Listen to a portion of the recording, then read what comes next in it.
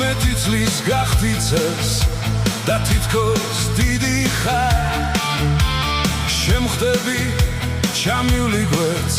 სკოლისკენ მიდიხარ გჩერდები გაბოლებ თვალს ნუ თუ ეს შენ ახარ ფიქრებში გიტოლებ თავს შენ ჩემს გვერდით ახარ მერვე კლასელო მერვე კლასელო შენ ვერც კი ამშნევ ალბათ რა სწრაფად მიდის დრო რომ დაგიძახო რომ შეგაჩერო ჯერ ისევ პატარა ხარ მერვე კლასელო